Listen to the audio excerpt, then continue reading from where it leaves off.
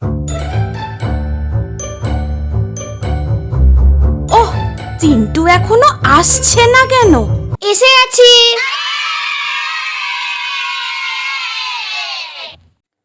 এবার আমার গিফটটা দে।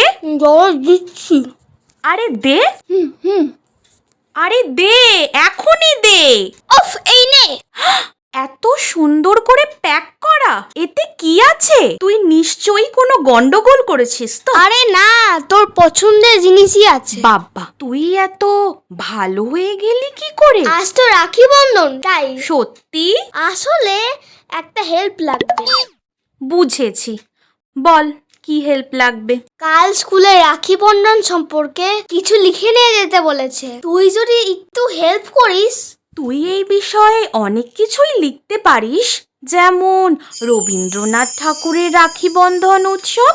সেটা কেমন ছিল? 1905 সালে রবীন্দ্রনাথ ঠাকুর বঙ্গভঙ্গের বিরোধিতা করার জন্য রাখি বন্ধন উৎসবটি পালন করিয়েছিলেন। আসলে ওই সময় ব্রিটিশ সরকার ধর্মের ভিত্তিতে বাংলাকে দুই ভাগ করতে চেয়েছিলেন।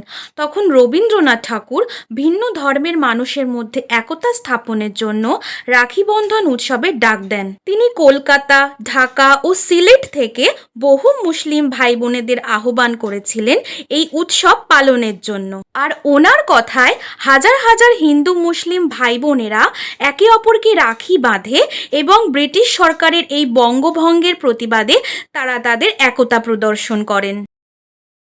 শুধু তাই নয়, এই একতাকে উদ্দেশ্য করে রবীন্দ্রনাথ ঠাকুর একটি গানও লিখেছিলেন। বাংলার মাটি, বাংলার জল, বাংলার বায়ু, বাংলার ফল, পূর্ণ হোক, পূর্ণ হোক, পূর্ণ হোক হে ভগবান। তুই কত কিছু জানিস রে। হ্যাঁ, তাও ডিভায় একটু অহংকার নেই। কি? আরে আমি এমনি বললাম, রাগ করিস না। হ্যাঁ, সেই